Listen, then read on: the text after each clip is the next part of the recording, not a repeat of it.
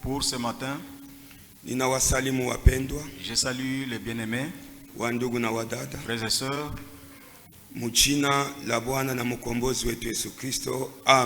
dans le nom de notre Seigneur et Rédempteur Jésus-Christ. Amen. Je ne sais pas si nous sommes dans la joie. Oui, il est évident que nous soyons dans la joie, car Dieu fait des hauts faits parmi nous. Quand les frères et sœurs tombent malades, ils ont des difficultés, des problèmes, et après quoi ils sont guéris, ce sont les hauts faits de notre Dieu. Oui. Son serviteur Liévin a été frappé d'une forte maladie, mais par la grâce de Dieu, il est encore parmi nous, et nous disons que le nom de notre Seigneur soit béni.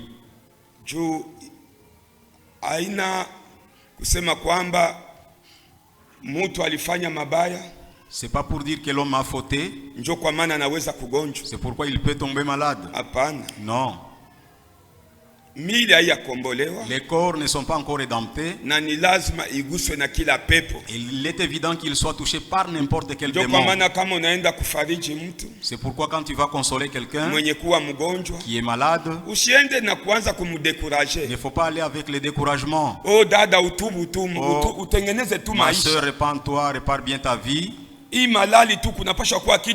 Vraiment, avec cette maladie, il doit y avoir quelque chose que tu as fait. Il est évident que le corps tombe malade. Nous avons un seul corps qui ne tombera pas malade. Donc le corps dont nous serons revêtus le jour où nous serons au ciel. Et quand nous retournerons avec la nouvelle Jérusalem, la Bible témoigne disant, dans cette nouvelle Jérusalem, il n'y aura plus de maladies, il n'y aura plus de pleurs pour un homme qui est mort, il n'y aura plus de famine. Chaque jour, nuit comme jour, vous n'êtes que dans la joie de Dieu. Et c'est là l'espérance d'un chrétien. C'est pourquoi le jeune homme riche, quand il a vu Jésus, il a vite accouru vers lui. Il a dit, Seigneur, que me faut-il faire pour que j'aie la vie éternelle? La vie éternelle est un grand gain. La vie que nous menons aujourd'hui, c'est une vie éphémère. Demain, le lendemain, moi ou toi, nous pouvons être de la poussière. Ne l'oublions pas. Et les gens l'oublient. Je ne me sens même pas avec le mot de tête. Il n'y a aucun dérangement dans mon corps. Ce n'est pas cela l'assurance de la vie. Peut-être Dieu avait prévu que tu ne tomberas pas malade. Peut-être que tu seras cogné de la moto et tu mourras. Non, il était vraiment en bonne santé. Et comme le jeune homme qui est allé toucher au poteau, un certain dimanche, et il allait à l'église, mais quand il venait sous la pluie, en glissant pour s'appuyer contre les poteaux, alors il est parti. Donc la vie que nous avons, même ici où nous sommes présentement,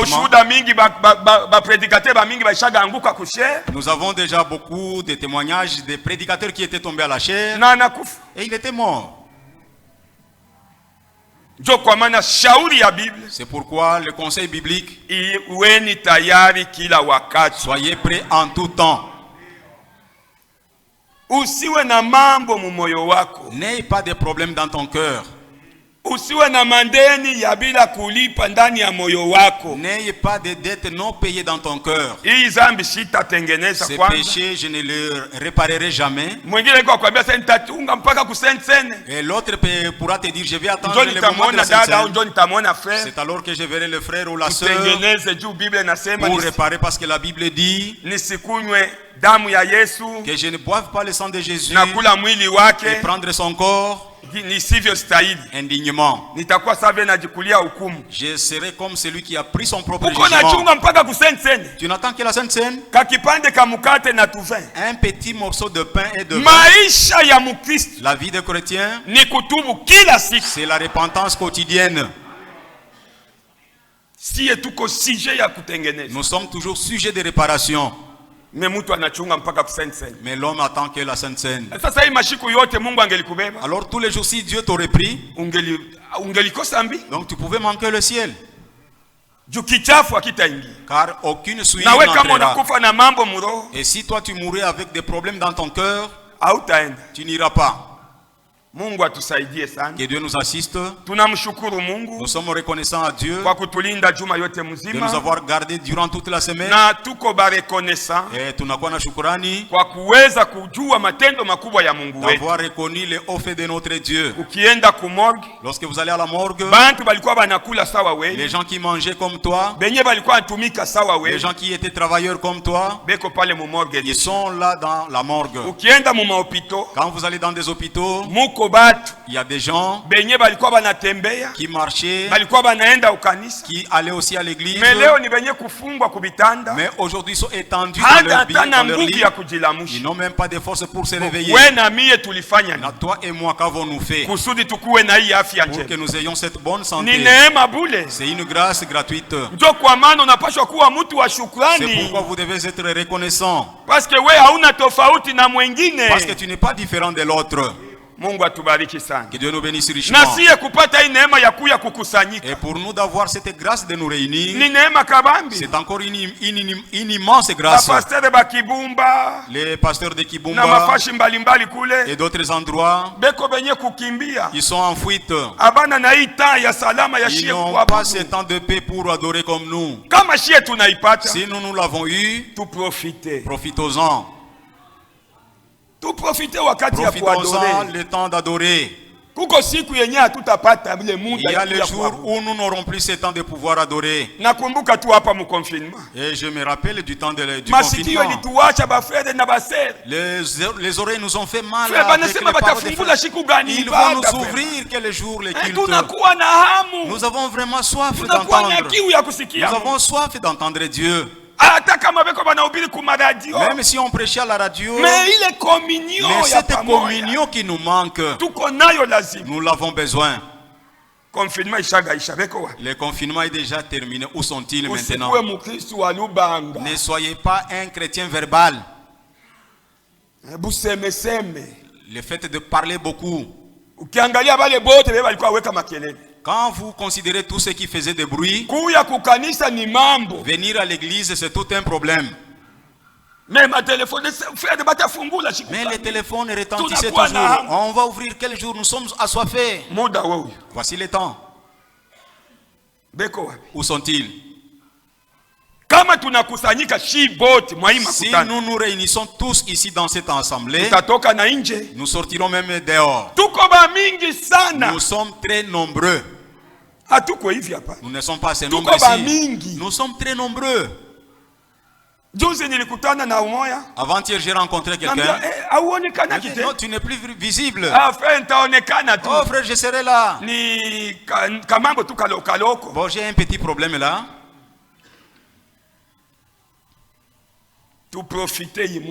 Profitons-en de cette occasion, mes frères. Que Dieu nous bénisse richement.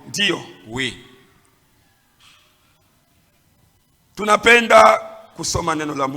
Nous voulons lire la parole de Dieu. Mais vous auriez mieux fait de m'entonner un cantique. Le frère qui nous a conduits dans les cantiques.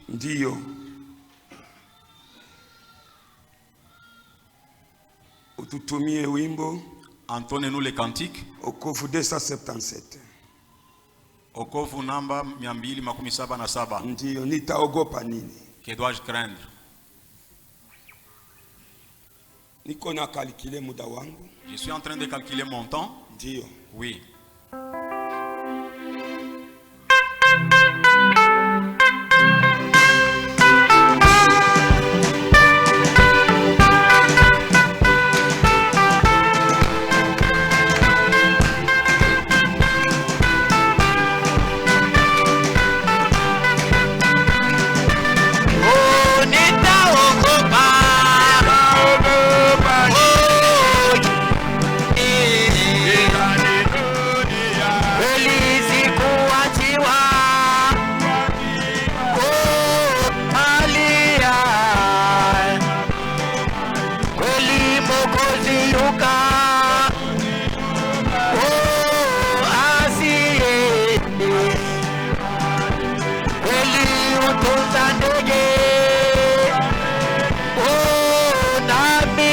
kaza,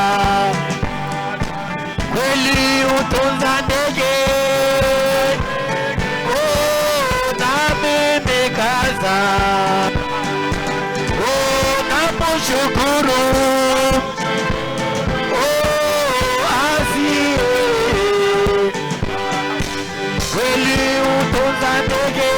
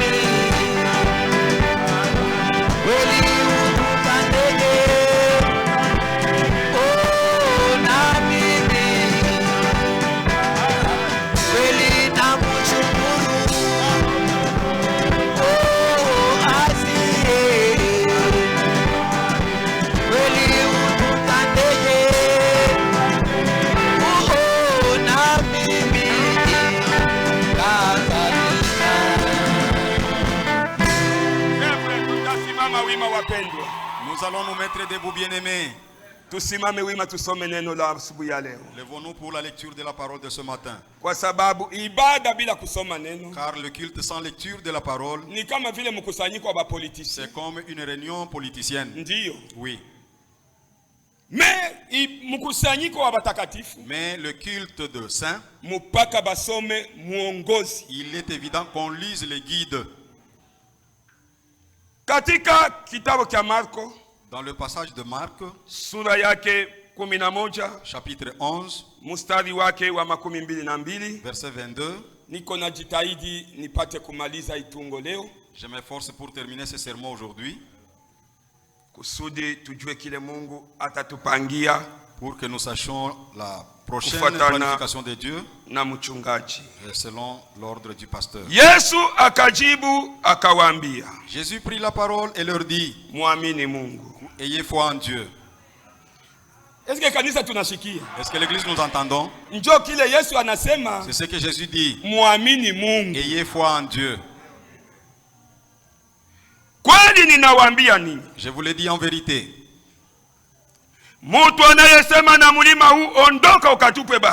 Si quelqu'un dit à cette montagne, ôte-toi de là, et ne doute point dans son cœur, non pas dans la tête, et s'il ne doute pas en son cœur, mais croit que ce qu'il dit, kwamba haya ninayoyasema, mais crois que ce qu'il dit arrive, yatafanyika, il le verra s'accomplir, na yatakuwa yake, et cela sera sa part. Katika kitabu cha Matendo ya Mitume, dans le passage des Actes des Apôtres, sura yake 1 mstari wa 8, chapitre 1er verset 8, lakini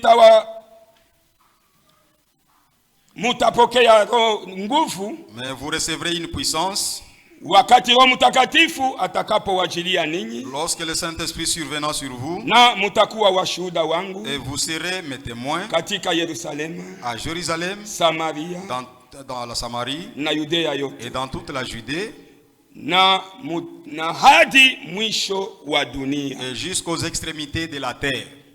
Mungu Baba yetu, Mungu mzuri. Dieu notre Père, Dieu bon. Naweka ikipande ya neno mu mikono yako. Je remets la portion de l'écriture entre tes mains. Mie ni kiumbe. Moi je ne suis qu'une créature. Siwezi nikatafsiri neno lako. Je ne peux pas interpréter ta parole. Wewe peke ingia mkazi. Entre en scène toi-même. Taifa yako iko na lazima ya kukusikia wewe. Ton peuple a besoin de t'entendre toi parler. Na wewe ndio ulisema. Et c'est toi qui as dit. Mwai wakati wa mwisho. En ce temps dernier. Hakuna mtu atafundisha mtu mwenzake. Personne n'enseignera son prochain. Wewe peke utafundisha taifa yako. Toi-même tu enseigneras ton peuple. Tawala tangu kumwanza hadi kumwisho. Domine dès le début jusqu'à la fin. Bariki hii ibada. Bénis ces cultes. Baraka zote zenye uliandaa. Et toutes les bénédictions que tu nous as préparées. Ziguse kila mmoja wetu mjina la Yesu Kristo. Chacun de nous au nom du Seigneur Jésus-Christ. Bariki mchungaji wetu. Bénis notre berger. Na mahitaji yake yote ya avec toutes ses requêtes. Bariki wa makamu wa. Bénis ses associés. Na mahitaji yao ya bariki. Toutes leurs requêtes. Bariki mashemasi wetu. Bénis nos diacres. Na mahitaji yao ya bariki. Toutes leurs requêtes. Bariki wazamini wetu. Bénis nos administrateurs. Na mahitaji yao ya bariki. Avec toutes leurs requêtes. Bariki wapasha habari njema. Bénis les évangélistes. Uko bengine hivi beko tundwa. Il y a d'autres qui sont à Tundwa. Bengine Elia. Les autres à Bengine cinquantaine. Les autres au cinquantaine. Bengine Lubuye. Les autres à Lubuye. Na pahali pote duniani. Partout dans le monde. Na benye kuwa ndani ya hii jumba. Ceux qui sont dans ces wote babarikiwe mjina la Yesu. Tous soient bénis au nom de Jésus-Christ. Tunabariki Israel taifa yako. Bénissons Israël ton peuple. Tulisema ule mwenye atabariki Israel. Quiconque bénira Israël. Na yeye atabarikiwa. Il sera aussi béni. Bariki mtumishi wako Ewald de Frank. Bénis ton serviteur Ewald de Frank.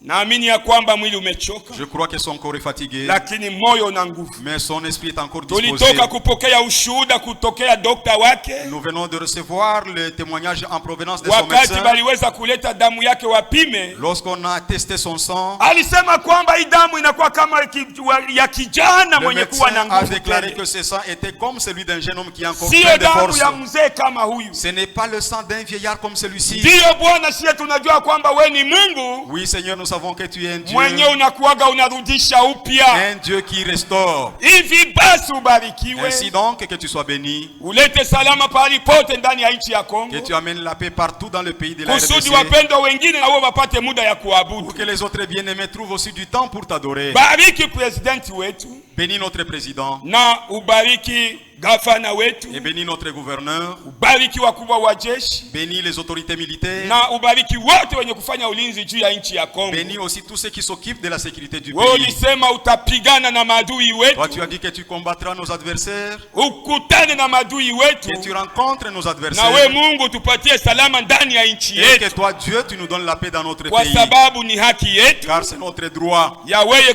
kuweza kutupatia salama. Pour que toi tu nous donnes la paix. Hivi basi ulete salama mwa hii mkusanyiko. Ainsi donc donne la paix dans ces cultes. Bima pepo vyote vya kutuletea usingizi na distraction mbalimbali. Nous ensommeiller dans ces temples. Katika jina la Yesu tunavitupa kuzimu. Dans le nom de Jésus-Christ nous les censurons au loin. Nawe utawale tangu mwanzo hadi mwisho. Et toi tu puisses dominer dès le début jusqu'à la fin. Kumbuka ndugu yetu Jean de Dieu. Souviens-toi de notre frère Jean de Dieu. Mwenye kona safari kutoka Bujumbura hadi hapa Kalemi. Il doit devoir voyager du Burundi jusqu'à Kalemi. Ikiwa mapenzi yako leo. Si telle est ta volonté aujourd'hui. Umulinde na wandugu wenye atasafiri nao. Garde-le avec toute sa compagnie. Akifika atarudisha sifa na arrivé, il te retournera la gloire. Mujina la Yesu Kristo. Dans le nom de Jésus-Christ nous avons ainsi prié. Amen. Amen. Mungu atubariki wapendwa. Que Dieu nous bénisse bien-aimés. Tunamshukuru Mungu. Nous sommes reconnaissants à Dieu. Kwa sababu itungo tunaizungumza karibu juma mbili. Parce que nous avons traité ce sermon pendant presque 2 semaines. Ndio kama vile niliweza kusema. Et comme je l'ai dit, niko najitahidi. Je suis en train de m'efforcer kusudi nimalize. Pour que je termine. Na tuyafanye mambo mengine et qu'on puisse passer à autre chose kufatana na uongozi wa mchungaji. Selon la conduite du pasteur. Tuko tunazungumza Nous sommes en train de traiter juu ya tungo yenye inaitwa au sujet d'un sermon intitulé Kuamini kimoyo. Croire du cœur. Mtu aamini yake Mungu mukichwa. L'homme n'a jamais cru Dieu dans la tête. Donc kama unaamini Mungu mukichwa, si vous croyez Dieu dans la tête, donc yoyo kama unaswata cible. Sache que tu as loupé ta cible. Ndio. Oui. Mungu wetu, notre Dieu, wakati aliweza kupendwa kujengewa nyumba na mfalme Daudi. Lorsque David était sur le point de lui construire une maison, Mungu aliweza kumubariki Daudi sana. Dieu a béni beaucoup David. Parce que David était un enfant de promesse. Il a été choisi du milieu de sa famille. Il était dans une grande famille. Mais lorsque Dieu a regardé dans la vie de David, il l'a vu lui seul David. Et il a dit, David était un homme selon mon cœur. Amen. Amen. Mungu alimupenda David. Dieu a aimé David. Na Mungu akamubariki sana. Et Dieu le bénit tant. Na David akamwambia Mungu, et David dit à Dieu, usinifanye masikini. Ne me fais pas pauvre. Juu nitatukanisha jina lako. Parce que je vais faire outrager ton nom. Na wala usinipatie utajiri. Et ne me donne pas beaucoup de richesses. Wa kunipita nisahabu tena jina lako. Qui me dépasse parce que j'oublierai ton nom. Na ndio kwa maana David kila wakati alikuwa na sifa. C'est ainsi David chaque fois il louait. Asema niko na furaha. Il disait que je suis dans la joie. Wakati wanaponiambia twende kunyumba ya Mungu. Dit allons dans la maison de l'Éternel. David savait quel est ce Dieu en qui il a cru. Et quel est ce Dieu qui l'avait ramassé de la bergerie des moutons. Que Dieu nous bénisse. Tu dois être reconnaissant. Regardez dans cette ville de Kalemi, ou partout là tout tu es venu, de toutes les nations, de cette génération de la Odyssée. Mais Dieu t'a choisi toi parmi tant de riches. Aujourd'hui nous avons des honorables, nous avons des conseillers. Et peut-être que toi dans ta famille il n'y a même pas un chef d'avenue. Dans votre famille n'est même pas reconnu dans votre quartier. Mais Dieu, le Dieu du ciel, il te connaît toi. Il t'a appelé à cette parole.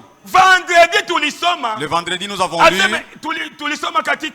Nourriture spirituelle au temps convenable. Tulisoma mahubiri nasema chakula cha kiroho wakati paragraphe yake ya 132. Au paragraphe 132. Ujumbe uko unasema. Le message dit aseme hii neno que cette parole iko na vitamine. Cette parole est vitamineuse. Puisque haiwezi kwenda kuambiwa watu wa madhehebu. Parce qu'elle ne peut pas être adressée aux dénominationnels. Abata isupporter. Parce qu'ils ne la supporteront point. Iko na vitamine parce kupita. Elle est trop vitamineuse. Amen. Amen. Cette parole à laquelle tu as cru, la parole que Dieu t'a donnée, le chef d'avenir ne te connaît même pas. Le maire de la ville ne te reconnaît même pas. Le gouverneur de la province ne te connaît pas. Le général de la police ne te connaît pas. Mais le grand capitaine céleste, il connaît bien ton nom. Est-ce que tu sais que Jésus connaît ton nom? Il connaît bien ton nom. Même si le chef d'avenir ne te connaît pas, c'est ce que Jésus avait dit aux disciples. Ne vous réjouissez pas de ce que les esprits vont souffrir, mais réjouissez-vous parce que vos noms sont inscrits dans le livre de la vie de l'agneau. Que Dieu nous bénisse. Nous sommes reconnus du créateur qui a créé les colonels. Il a créé le général. Il a créé le président. Il a créé le patron qui te dépasse. Mais lui, le seul grand patron, le propriétaire des cieux et la terre, il t'a connu toi. Mieux vaudrait être connu de Dieu que des hommes. Car que me donnera un homme? Mungu atubariki sana. Que Dieu nous bénisse. Mwisho wa mtu. La fin de l'homme. Nikukwambia tu. C'est pour te dire. Nilikuwa na kaloko. J'avais un petit rien. Takusaidia. Que cela t'assiste dans. Et c'est fini. Lakini Yesu. Mais Jésus. Anakupa chèque blanc. Il te donne un chèque vierge. Anakuambia omba lolote demande tout ce que tu demanderas en mon nom. Est-ce que kanisa Mungu asikia bien? Est-ce que l'église vous m'entendez très bien? Muko na macheke mweupe. Vous avez des chèques vierges. Hapana iba kikupatia sema uende kutembe. Non pas qu'on te donne un chèque pour aller à la Aisha kuandikia kamonta $10. Il t'a déjà inscrit un $10 là-bas. C'est là qu'on te donnera. Mais le chèque de Jésus. Que toi-même tu remplisses ce montant voulu. Il a une banque inépuisable. Amen. Amen. Hapana baba uende kubapatu kwanza umwambie tu sasa nakuya nipatie $100,000. Allez chez l'un des patrons lui dit que j'ai besoin de $100,000. Demande-lui seulement $100. Utasikia bila naanza. Tu écouteras ce qu'il te dira. Non, vraiment pendant ces jours. Kwanza niko karibu 2 mois. D'ailleurs, je suis presque de près de 2 mois. Mes wagons de ciment n'arrivent toujours pas. Les sels ne sont pas payés. Mais Jésus, il te dit au temps présent. Non pas dire attendre. Il te dit demande tout ce que tu veux. Est-ce que l'église vous m'entendez? Demandez tout sans délai. Immédiatement là. Et lorsque tu demandes, il te sera donné. C'est comme ça que nous venons de lire. Si un homme dit à cette montagne, ôte-toi d'ici et va jeter dans la mer. Si en lui cet homme, il n'a pas de doute, il croit que ce qu'il demande, et il le verra s'accomplir. Que tu manques un Dieu comme celui-ci, alors tu es un homme malheureux. Que Dieu nous bénisse richement. Si vous manquez ce Jésus, vous êtes un homme malheureux. Mais en ce matin bien aimé, pour ceux-là qui n'ont pas encore donné leur vie à Jésus-Christ, Jésus c'est un bon maître. Est-ce que nous croyons que Jésus c'est un bon Seigneur? Et il est le donateur des donateurs. Tout ce dont tu as besoin, même les stériles enfantent. Amen. Amen. Même les extropiés se lèvent. Les lieux parlent devant Jésus. Quand j'ai envoyé des gens, allez lui demander si c'est lui.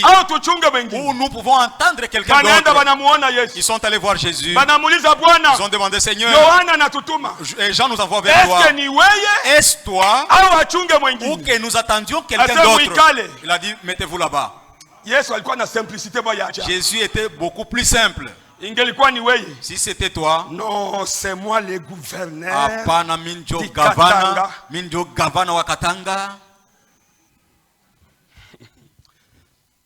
C'est moi, colonel, général, kanali jemadari de FRDC. Wa FRDC. Mais Yesu anawaambia sasa muikale pale. Lakini Yesu leur dit mais quand ils sont assis, et les aveugles venaient égresser, les extropiés venaient et ils s'élevaient, les muets venaient et ils parlaient, les aveugles venaient et ils voyaient.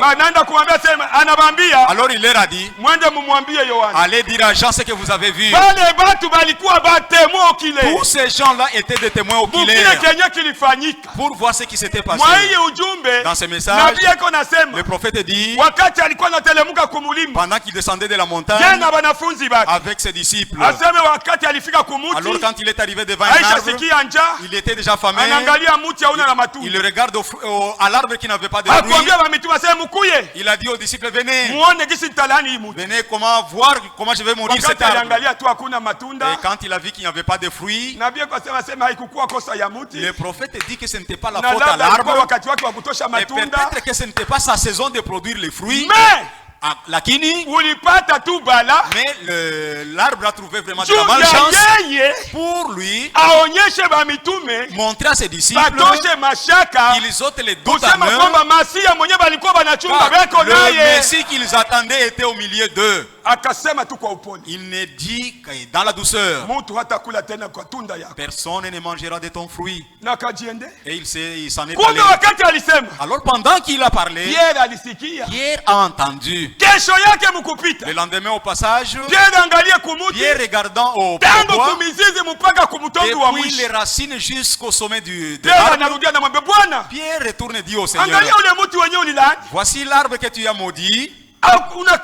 L'arbre a séché. Il a dit à Pierre, que Dieu nous bénisse richement. Avoir la révélation, c'est une grâce. Si tu n'as pas de révélation, tu es comme un fût vide. Tu ne fais que des bruits, mais en toi rien ne s'y trouve. Mais si tu as la révélation, et la révélation nous l'avons, c'est par Jésus-Christ. Si tu le crois de la bonne façon. Ces jours-là nous avons lu le prophète. Et je ne sais pas si nous aurons encore cette grâce aujourd'hui. Il est dit que nous serons des témoins jusqu'à ce que nous recevions le baptême du Saint-Esprit.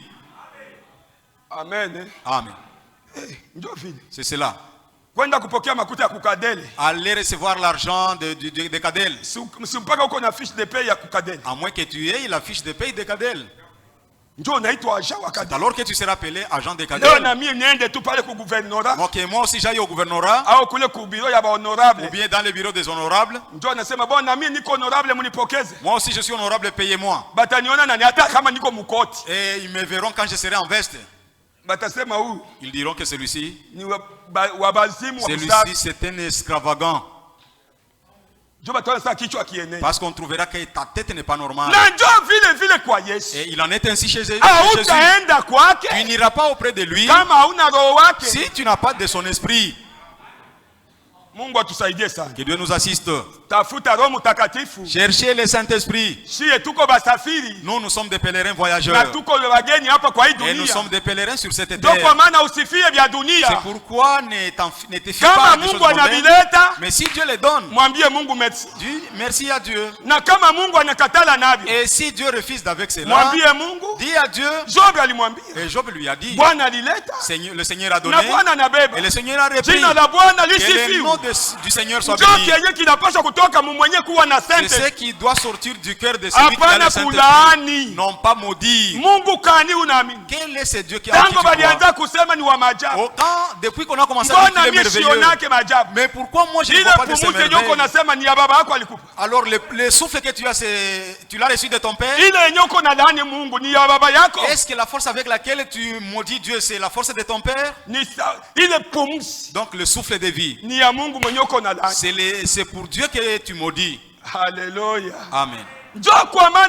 C'est pourquoi, bien-aimés, lorsqu'ils ont vu, ils sont allés dire à Jean, là, il nous a mis quelque part ces messieurs-là. Je ne sais pas si c'est lui, nous ne savons pas.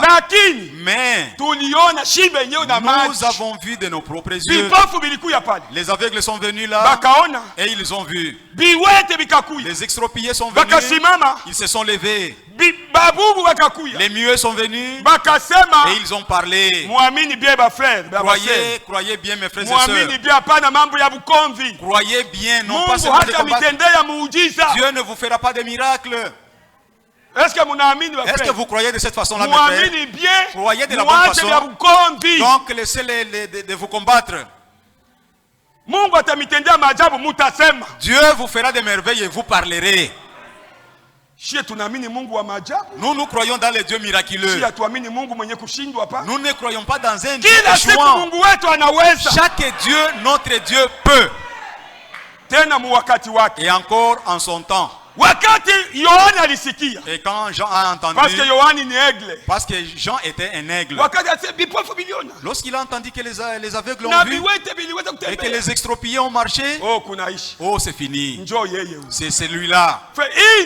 Cette parole, mes frères, si tu es un enfant de la parole de Dieu, tu dois connaître tous les secrets possibles de cette parole. Et personne ne peut t'embraler. Parce que le royaume de Jésus que nous avons reçu, c'est un royaume inébranlable. C'est un royaume de fait. Et cet homme fait, son nom c'est Jésus-Christ en ce matin. Que Dieu nous bénisse bien, bien sûr. Est-ce que vous croyez que Jésus-Christ est un Dieu merveilleux? Que Dieu vous bénisse. Oui, c'est en celui-là que nous croyons. Il ne se trompe jamais. Et il n'échoue jamais. Si les choses ne sont pas encore arrivées, attendez-les. Elles viendront. Que Dieu nous bénisse richement. Même si les promesses de Dieu tardent, reste fidèle. Les promesses arriveront parce que Dieu n'a jamais menti. Que Dieu nous bénisse. Jean a dit, c'est celui-là. C'est celui-là dont j'ai témoigné. Je ne suis même pas digne de délier les courroies de ses souliers. Il doit être lui. Il parlait où? Il était en prison. Parce que Dieu ne permet pas que des prophètes œuvrent en même temps. Non pas les comptes col 6. Celui-là. Ceux-là, les majeurs là. Jean ne pouvait pas travailler dans ce sens. Pendant que le grand sacrificateur était déjà présent, il a fallu qu'il soit emprisonné et que Jésus puisse entrer en œuvre. C'est ainsi que Jean dit, il faut que moi je descende et que lui puisse croître. Amen. Et si l'un de nous est élevé, que nous puissions nous humilier. C'est cela la parole de Dieu. Dieu n'utilise pas deux personnes à la fois. Non. C'est pourquoi je te dis, dans toute cette ville de Calémie, Dieu n'est qu'ici chez nous. En aucun jour, même dans un autre âge, Dieu n'a jamais utilisé des prophètes à la fois. Pour nos visiteurs, l'étoile, le messager qui a commencé le message à Calémie, c'est ici. Les autres églises que vous entendez du message, ce sont des petits.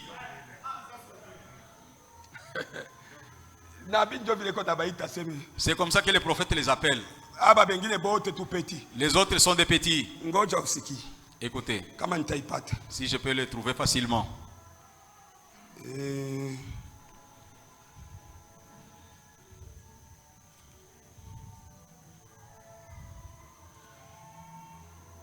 C'est rangé du côté de Jésus. Kujipanga upande wa Yesu. Il y a le 1er juin tarehe moja mwezi wa sita 1962 mwaka 62 paragrafu yake ya saa 3 kifungo yake 103. Kwa niendelee kwa tuone kama tutafikia. Voyons si je peux atteindre la partie. Vous vous rappelez ce qu'était ce songe? Munakumbuka ile ndoto ilikuwa nini? Dont j'ai eu interprétation. Ambao nilipata kama tafsiri yake. Retourner et emmagasiner la nourriture. Rudia na ukusanyishe chakula. Où était l'entrepôt? Gala ilikuwa wapi? C'est tabernacle. Ni maskani hii. Est-ce que mko mnasikia mzuri? Est-ce que vous comprenez bien? Nabii anasema hivi. Le prophète dit ceci. Mungu akamwambia hivi. Dieu lui avait dit ceci. Asema rudia. Retourne. Uende ukaweke chakula galani. Et que tu ailles emmagasiner la nourriture. Na wakati alirudia. Et quand il est rentré, akauliza. Il a demandé. Tuba mingi walikuwa wanadhania aseme ni kuweka makarote. Parce que beaucoup pensaient qu'il fallait emmagasiner les carottes. Et même le frère Franck était allé lui dire. Wakati balimupatia ile ujumbe wa kuamagasiner. Quand on lui a donné le message d'emmagasiner la nourriture, il pensait qu'il fallait emmagasiner les carottes, les pommes, les haricots, na masombe batu wange baweke de manioc pour les mettre dans les congélateurs. Le prophète lui a dit, tu as mal réfléchi. Ce qu'il faut mettre en magasin, c'est la parole de Dieu. Emmagasine la parole de Dieu dans ton cœur. Il y a un jour où ces portes seront scellées. Vous les connaissez très bien parce que vous n'êtes plus de petits enfants. Vous êtes enseignés que ces portes un jour, les Caritas y mettront leur dépôt ici. Et tu trouveras un militaire déjà bien cagoulé. Aujourd'hui c'est mardi. Arrivé ici, retournez là. Non, celui-ci, nous ne communions pas avec lui. Qui est ce monsieur? Pasteur, comment ici à l'église? Il y a maintenant de... je suis à Kankomba dans la maison. Ici c'est chacun pour soi. Donc ce que tu entends aujourd'hui, mets-le correctement en magasin. Que le diable ne le vole pas. Amagazine la nourriture. Kusanisha chakula. Entrepôt sema ilikuwa wapi? Gala ilikuwa wapi? Entrepôt ya Kalemi ya neno. Les dépôts de Kalemi pour la parole. Chakula. Et la nourriture, c'est ici. Est-ce que moi sikia bien? Est-ce que vous m'entendez correctement? Ukipanda mulimo unaenda kukatanga. Si vous montez, gravissez la montagne, vous allez aux quatre coins. Kule hakuna entrepôt. Là, il n'y a pas d'entrepôt. Ukishuka huko unataka kutokea kugudo. Et quand tu descends de ce côté vers la route principale, il n'y a pas de ukienda hapa kurai. Ici, au côté des rails, il n'y a pas d'entrepôt. Hapa pembeni yetu kulikuwa rouge gorge. Et à côté de nous ici, il y avait la rouge gorge. Pasteur akabufe makuta yote ya. Le pasteur avait tout bouffé comme argent. Ya ile nani iko hapa? De cette microfinance Finca. Ils ont réuni $8,000. Et ce pasteur-là, c'est un véritable insensé. Tu ne bouffes que $8,000 seulement. Et tu t'enfuis pour détruire l'église. C'est pourquoi, frère, croyez de la bonne façon. Jésus dit aux gens, croyez en Dieu. Ne croyez pas aux hommes. Il a bouffé $8,000 de Finca. Il était ici à côté de 8e, c'est pas qu'à côté là. Tabernacle. Rouge gorge. Ni rouge gorge kweli. Ni mulibu wa mwekundu kweli. Makuta. Pesa. Inashuka mu rouge gorge. L'argent descend mu mulibu mwekundu. Leo Santras. Aujourd'hui sans trace. Mais là où il y a la parole. Aujourd'hui nous sommes là.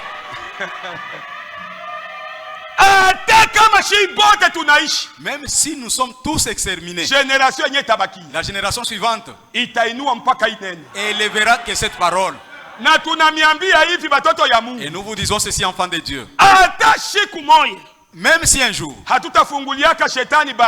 nous n'ouvrirons point la barrière à Satan, en aucun jour disant que aujourd'hui le pasteur Hassan Jacques il nous appelle avec Zako. Si, je ne sais pas s'il voudra parler le français de la MONUSCO. Je ne sais pas. Et moi je vois tuweke maman présidente. Bon, plaçons une maman présidente. Avec que les femmes aussi. Unaona hapa tuko déjà mu évolution. Voyez déjà nous sommes dans l'évolution de la science. Na ifo na église na yo iendelee. L'église aussi évolue. Mubale walikuwaga mwa ile wakati. Et tous ceux qui étaient en ce temps là. Ndio Paul alikuwaga nasema. C'est cela que Paul parlait. Mwa hii wakati wetu. Mais en notre temps. Banamuke ba licenciés beko. Les femmes licenciées sont là. C'est ainsi que je vous appelle ancien. Je ne peux pas faire une chose sans vous consulter. Ah, ce jour-là.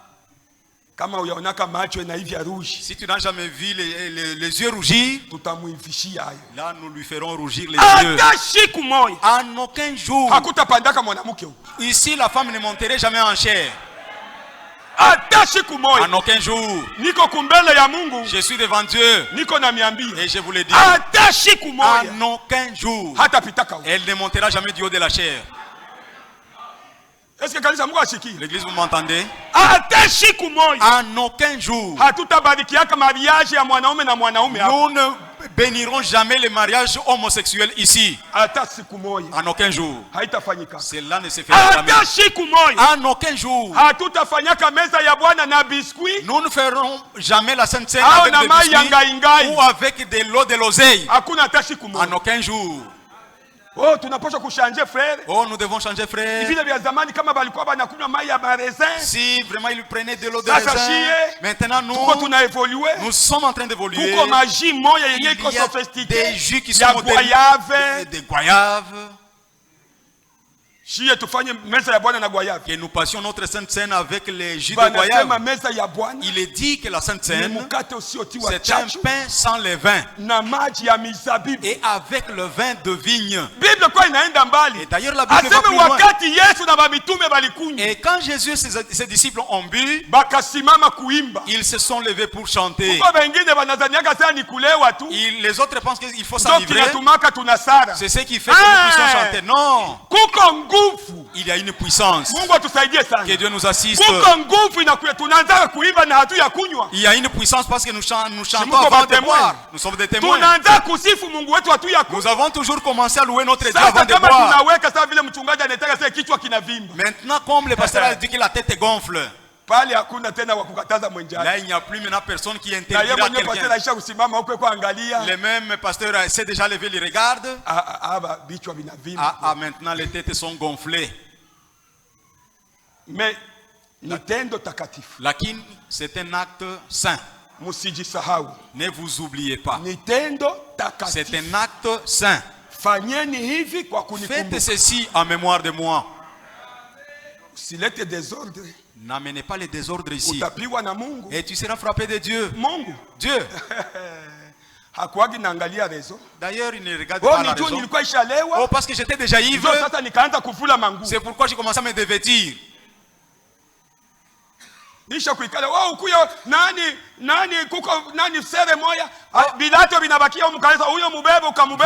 prendre les souliers de telles sœurs qui sont restées dans l'église et les prendre dans le... Qui t'a envoyé pour boire et t'oublier en ce sens-là? Ok, c'est bon. Avançons. Ok. Sawa. Nous sommes allés loin. L'entrepôt, c'est ici. Gala ni hapa. Au tabernacle. Hapa kumaskani. Où y a-t-il quelque chose de ce genre? Wapi kwenye kwa kitu kia namna hii? Ici dans ce pays. Ni hapa katika nchi hii. Mwa hii dunia. Mwa hii nchi hapa. Mwa hii dunia. Ni wapi kwenye kuko ile neno? Où est-ce qu'on peut trouver le genre de cette parole? Wapi? Où? Le prophète qui pose la question où? Il demande au Saint comme vous. Dites-nous. Mais il y avait des John Smith. Il y avait des banqueurs. Ils étaient là. Mais il posait la question de savoir qui avait la parole comme celle que nous avons. Il n'y a personne. Un peu seulement. Les jeunes femmes se sont levées avec des makataps. Oui. En regardant et tous les saints dehors, elle commençait à chanter. Il posait la question. Où est-ce que partout dans ce pays d'Amérique où nous pouvons trouver cette parole? Même ici à Kalemi, chaque jour je vous le dis, un seul évangéliste, Nzambe Malamu, il n'a jamais cessé de me poser des questions. Il me dit, monsieur, qu'est-ce que vous donnez à vos sœurs? Pour vraiment l'habillement? Non, c'est correct. C'est vraiment, nous les respectons. Gardez cet honneur-là. Mes sœurs, vous m'entendez? Gardez cet honneur-là. Vous avez de l'honneur dans la vie de Kalemi. Mais le diable est en train de vous voler cela. Et chaque jour, nous vous disons qu'il n'y a pas de femme qui puisse manquer de mari. Même si tu es extropié, Dieu t'avait déjà préparé ton mari. Apaise-toi jusqu'à 45 ans même. Il y a de tes amis qui ont été mariés même à 60 ans. Et elle a contracté son mariage. Est-ce que mes soeurs vous m'entendez? Oh frère, je me suis trouvé en retard. C'est ainsi que j'ai trouvé ces messieurs catholiques. Alors je me suis trouvé obligé d'aller. Parce que j'ai trouvé que vraiment les jours dépassent. Dieu connaît. Et tu as dit que Dieu te connaît bien. Et Dieu ne peut jamais t'oublier. Même si tu as 70 et 70 ans. Est-ce que vous m'entendez, mes soeurs? Et Sarah a enfanté à 90 ans. Est-ce que Mungu hawezi kufanyia ile muujiza? Est-ce que Dieu ne peut pas t'opérer ces miracles-là? Mungu wetu ndio ule wa Sara. Notre Dieu c'est le même que celui de Sarah. Est-ce que mnaamini vile? Est-ce que vous croyez de la sorte? Mungu amibariki. Que Dieu vous bénisse. OK. Tunaendelea. Nous continuons. Ou n'importe où ailleurs. Au mahali gani pengine pote. Qui serait comparable au message que nous avons? Neno yenye talinganishiwa na ujumbe yenye tuko nayo.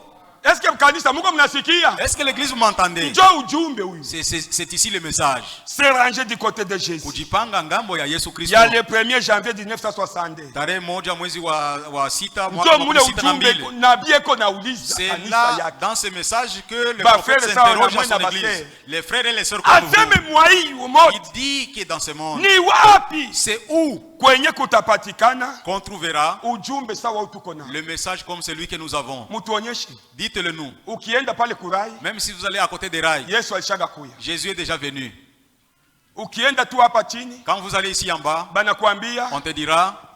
Zamani Branham ni Mungu wao. Et Branham est déjà leur Dieu. Hakuna tafashimo. Il n'y a en aucun endroit yenye utapata hii ujumbe yoko enseigné hapa. Tu verras le message qui est enseigné ici. Iko rare. Il est vraiment rare. Na ule mwana anza kujita iko musaine doctrine. Et celui qui peut s'appeler être dans la sainte doctrine. Et lui aussi dans Académie. Ni muongo. C'est un menteur.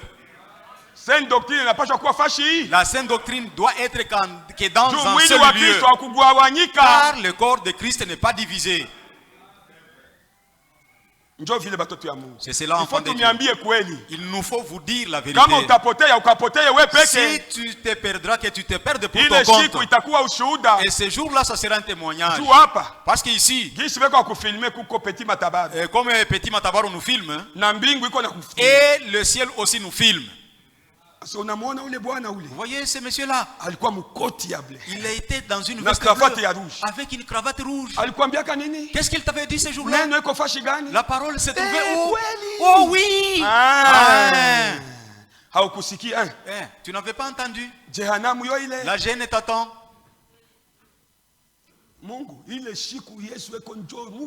Dieu, ce jour-là, il aura les yeux rouges. Pardonne-moi Jésus. La repentance ne sera plus acceptée. La repentance c'est pour aujourd'hui.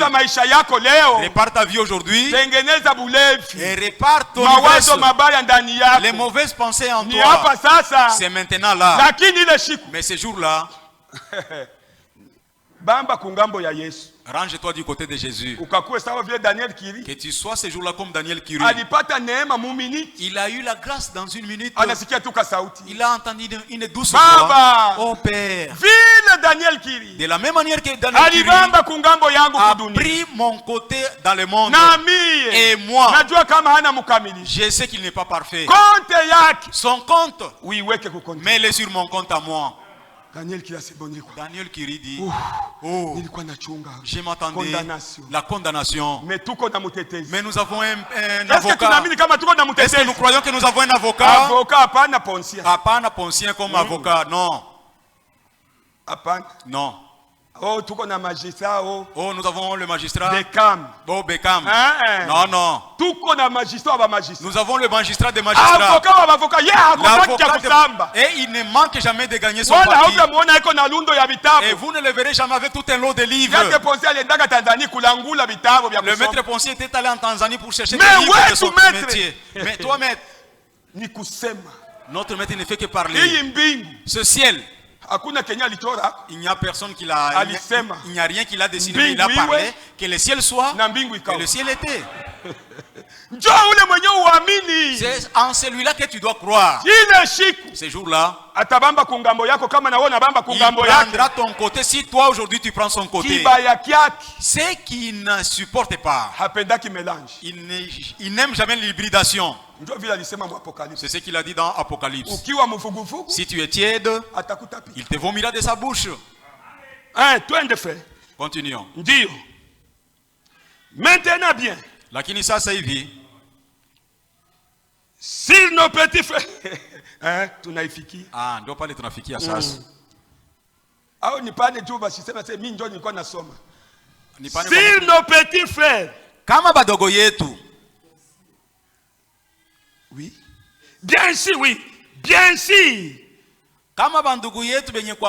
Si nos petits frères ici qui sont partout ici, ces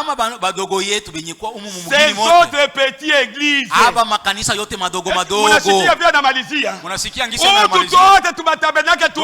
toutes ces petites églises du tabernacle, les grands, c'est nous.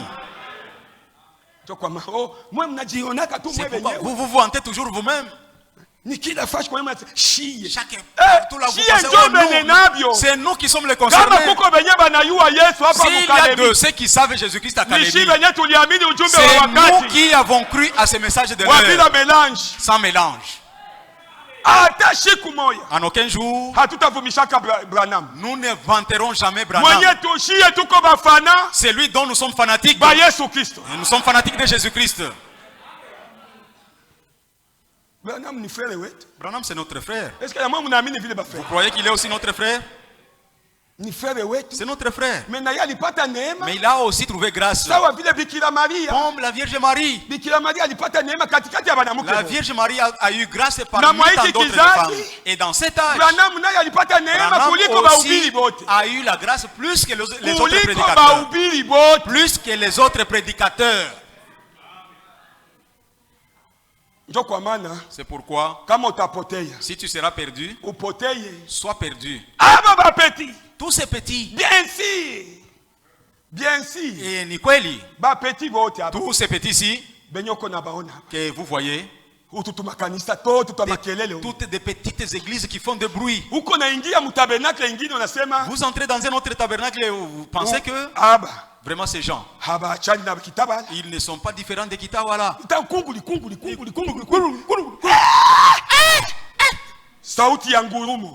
Les voix de tonnerre, ange puissant, Maskani, ils sont en train de crier là-bas. Ce sont des démons. C'est pourquoi vous voyez une sœur même qui se masque. Ah, ici, on ne prophétise beaucoup sur Dieu. Tu veux que Dieu te prophétise sur quoi? Dieu dit ceci. Dans son église à lui, il n'y aura pas de stérile, ni une femme qui avortera. Il a encore dit, dans son église, il n'y aura pas de queue, mais chaque jour nous serons des têtes. Qu'on te prophétise encore quoi? Et si tu n'as pas enfanté, Dieu sait le pourquoi. Et c'est fini. Que feras-tu à Dieu?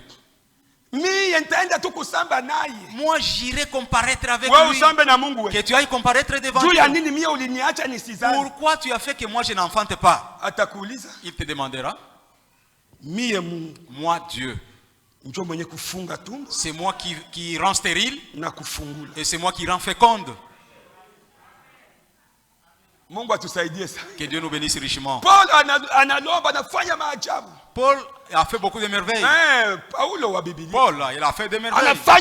Il a fait des merveilles. Sa silhouette seulement et guérissait les malades. Les morts ressuscités. Mais lui-même, il dit à Dieu, assiste-moi. Assiste-moi aussi dans mes requêtes. Dieu lui dit, Paul, ma grâce te suffit. C'est cela Dieu. C'est pourquoi il est resté Dieu. Il fait ce que bon lui semble.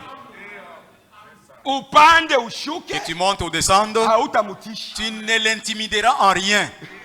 Pour que tu pleures assez, c'est alors que Dieu va le retourner. C'est faux. Tu vas pleurer et perdre ta voix et on le met dans sa tombe. C'est ça Dieu. Mais quand il lui a plu de dire aux nations que lui c'est le Seigneur, il arrive. Mais les disciples disent, mais ton ami Lazare est déjà endormi. Mais s'il s'endort, laisse-le, il va se réveiller. Oh, vous ne comprenez pas aussi. C'est Lazare là est déjà mort. Mais qu'est-ce que nous irons faire? Il a dit, allons-nous-en. Ce monsieur-là était vraiment un homme fort. Et lui, il pouvait te dire, tout ce que je fais, je les vois venir de mon Père. C'est pourquoi laisse des aventures. Amenez les aveugles. Est-ce que c'est Dieu qui te l'a recommandé? Branham lui-même disait que nous ne sommes pas des guérisseurs. Le seul guérisseur, c'est Jésus-Christ. C'est pourquoi laissez vos aventures. Les évangélistes. Tu vas dans la ville d'autrui. On nous avait envoyé cette vidéo-là ici à Lubumbashi. C'est pas loin. Un jeune homme évangéliste qui voulait faire des aventures sur un enfant d'autrui. Ne l'ensevelissez pas. Dieu m'a déjà dit. Voyez. Cessez ces blagues-là. Oh, Dieu m'a déjà dit. Père, je sais que tu as déjà fait de grandes choses. Fais cette grâce. Que ces gens te connaissent. Que toi, tu es un Dieu glorieux. Jésus ressuscitait les gens dans un seul objectif. Depuis qu'il a commencé, il a même ouvert le cercueil. Il a même pris l'enfant. Et l'enfant qui était toujours là. Père. Les voyous ont dit non. Celui-ci voudrait nous perdre le temps et se blaguer. Alors flagellez des bois. Et comment vous allez me frapper des bois? Ils ont pris encore le corps, retourné dans le cercueil et ils l'ont enseveli. À Kabalo encore cette aventure s'est passée. Un jeune homme comme cela, l'enfant de la sœur était déjà mort. Il vient et dit non, ne pleurez pas, Dieu m'a dit qu'il est ressuscité. Commencez à chanter Bonganga Yanzambe. Lakini. Et les frères ont accepté. Bonganga Yanzambe.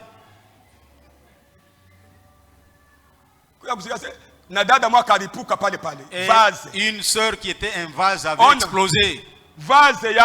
Chombo yako ile. L'état d'être vase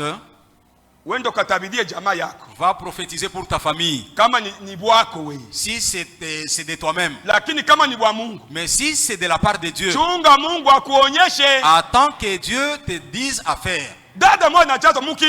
Une sœur là était pleine là au deuil. Les gens ont dit, ah, Angalisho, Tabernacle veut faire quelque chose ici. Hey Hosanna. Nini? Quoi? Je vois un oiseau qui prend cet enfant.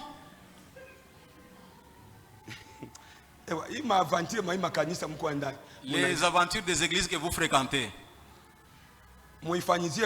faites-la ailleurs. Ici? Non. Moi, je ne peux pas supporter de ma part. Je vais t'appeler bien. Qu'on puisse parler à huis clos ici. Nous allons t'imposer les mains. Parce que ce sont les démons qui te tourmentent. Et l'enfant était enseveli. Depuis que les gens se sont fatigués à chanter Bonganga Yanzambe. Est-ce que d'ailleurs Bonganga Yanzambe c'est un cantique de Dieu? Ale Moloto.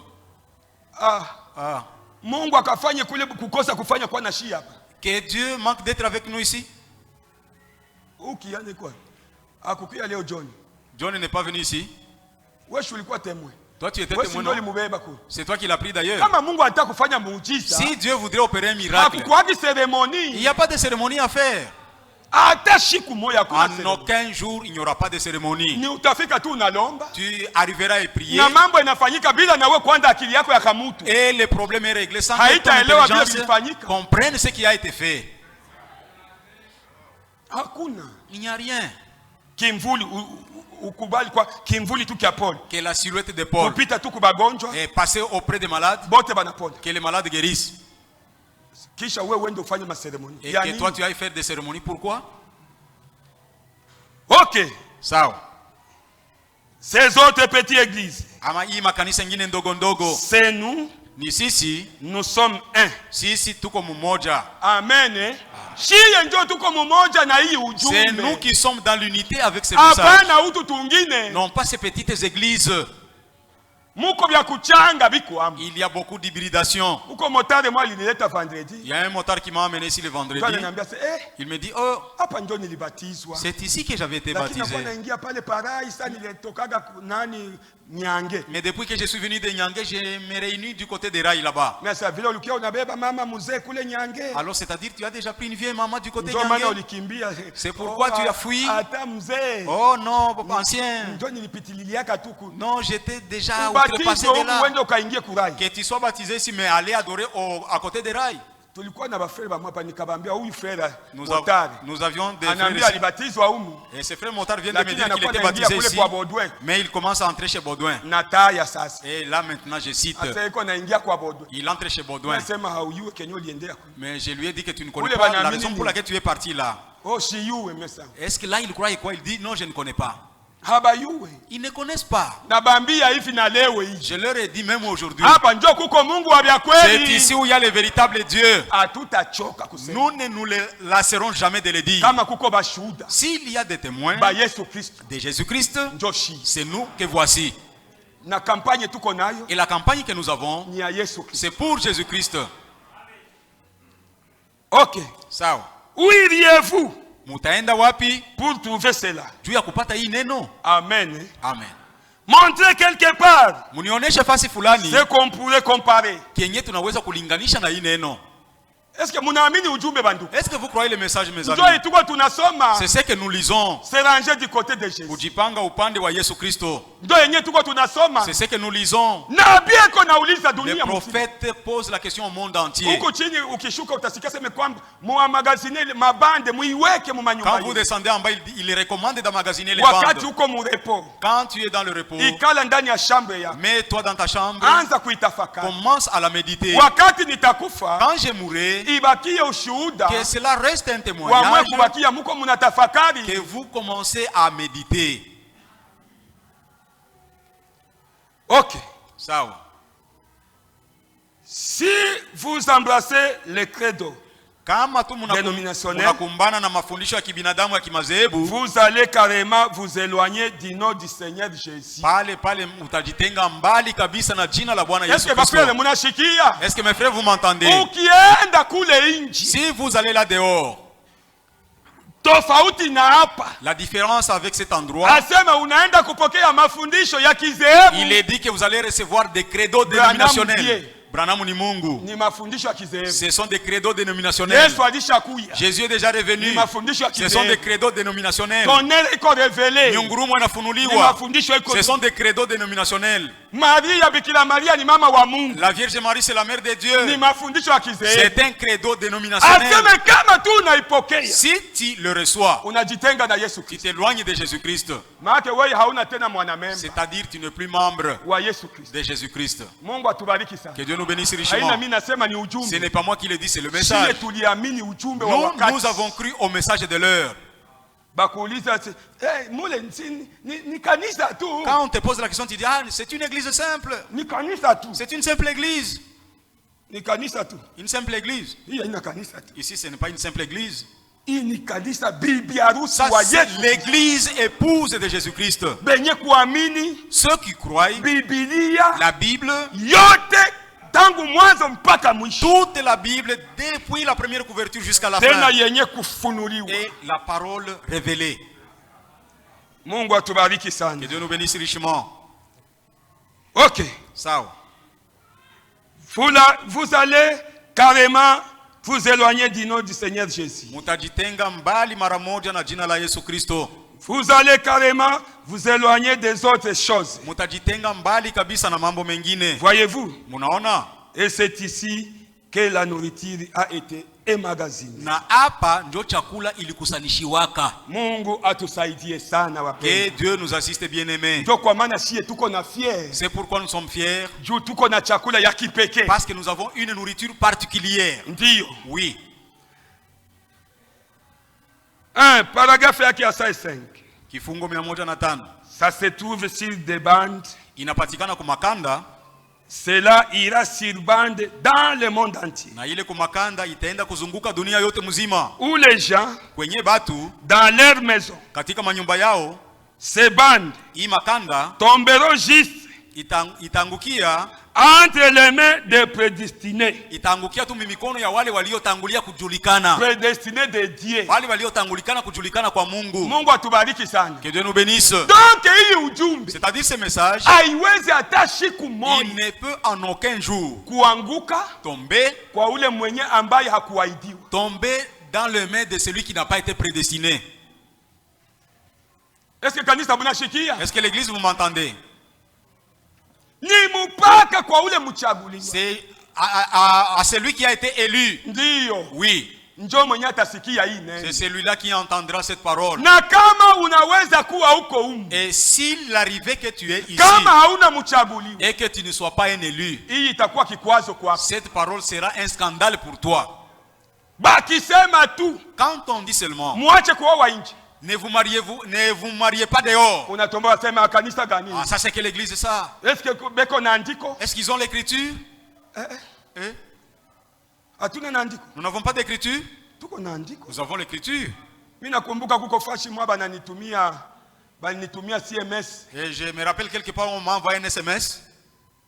Kuko kiana mwa baliweka mu mikono ya shetani. Il y a un jeune homme qui a été livré entre les mains du diable. Pasteur anasema sina na écriture ya kumrudisha mkanisa. Le pasteur dit que je n'ai pas d'écriture pour le retourner dans l'église. Je me dis mais même s'il faut avoir un esprit fort. L'enfant prodigue a été ramené. Jésus pardonne jusqu'à ce jour. Maintenant, comment sont les choses maintenant? Il dit, je refuse. Je n'ai pas d'écriture pour te retourner encore dans l'église. Croyez correctement en Dieu. Tu sortiras d'ici pour déménager vers un autre endroit.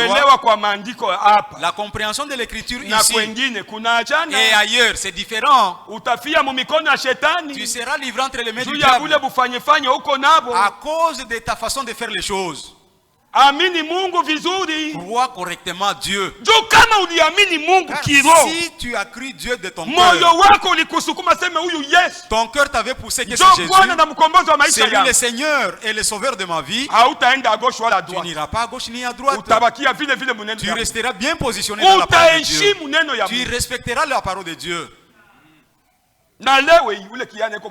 Et jusqu'à ce jour où je vous parle, les jeunes hommes étaient encore entre les mains du diable. Quelle faute a-t-il fait? Parce qu'il s'est marié dehors. Le pasteur l'a livré entre les mains du diable. Le pasteur refuse de lui retourner dans l'église. Je n'ai pas d'écriture pour te retourner encore dans l'église. Faites bien attention. Ok, nous continuons.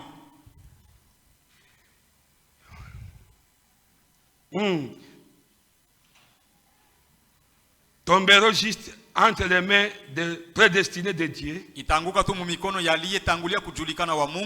peut diriger la parole.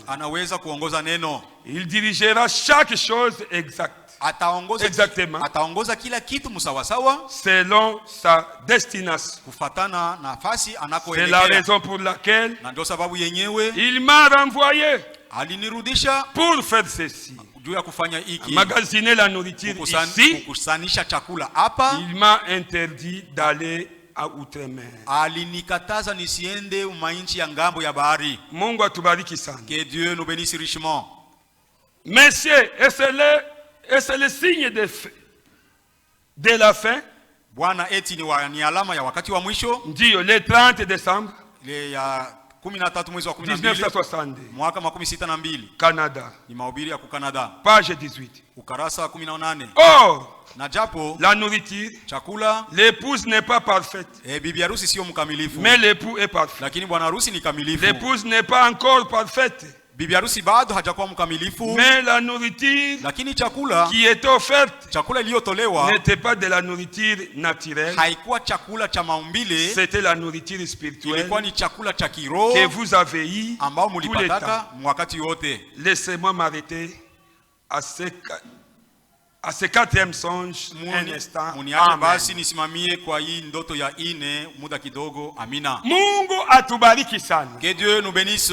Ndiyo. Oui. Mungu wetu ni Mungu mwema. Notre Dieu c'est un Dieu bon. Kwa sababu yeye, parce que lui, eko naongoza taifa yake. Il conduit son peuple. Kufuatana na vile yeye mwenyewe anataka. Selon son propre vouloir. Mungu atubariki sana. Que Dieu nous bénisse richement. Na ninajua kwamba Mungu wetu. Et je sais que notre Dieu habadilika, qui ne change jamais. Dans le cœur que nous avons présentement, comme nous l'avons lu le vendredi, dans Ézéchiel 36, verset 24 mpaka 28, la Bible dit, ya kwamba Mungu, il est dit que Dieu nous donnera un cœur nouveau.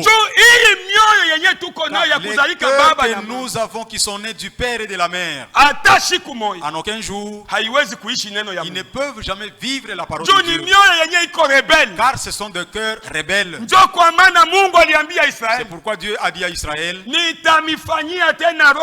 je vous donnerai un cœur nouveau. J'ôterai de vous le cœur de pierre et je vous donnerai le cœur de chair, car le cœur de chair, c'est un cœur qui est malléable. Que Dieu nous bénisse richement. Lorsque ce cœur reçoit la parole de Dieu, même si la parole est dure et que cela touche ma vie, si j'ai un cœur de chair, j'ai cru réellement du cœur, moi-même, je dirais Amen. Malgré que mon cœur fait mal, j'ai dit, Dieu, tu es véritable, c'est moi qui suis faux. Voilà le cœur de chair. Le cœur qui reçoit. Malgré que la parole soit dure. Quand les gens disent, non monsieur, vraiment dans votre église, il y a la parole. Mais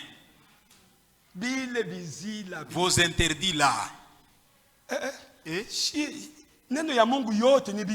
toute la parole de Dieu est pleine d'interdits. Amen. Jésus dit, quiconque croit en moi et qui ne prenne pas sa croix et me suive et se renoncer à lui-même, celui-là n'est pas digne de moi. Celui qui aime son père ou sa mère plus que moi Jésus, il n'est pas digne de moi. Ce sont des interdits. Et tu ne fais que les interdits des devins, des charlatans. Ne mange pas de la silure, ne mange pas les porcs. Kamusengele, le chef du table.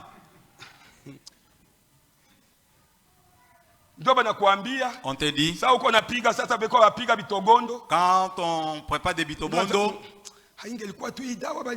si ce n'était pas ces fétiches qu'on m'a incisé, je pouvais prendre ces chiens. Tu vas te faire souffrir. Tout ce que Dieu a créé est bon et pur. Abandonne ces aventuriers-là. Si c'est par ta nature, ta nature ne te plaît pas, mais non pas des interdits. Que Dieu nous bénisse richement. Refuse de manger la silure parce que ton cœur a toujours eu un état nauséabond. Là, plus ou moins bien. Non pas un papa là qui m'avait donné une certaine fétiche là. Il m'avait dit de ne plus manger la silure. Ça c'est faux. Vous allez vous chamailler avec Dieu. Que Dieu nous bénisse richement.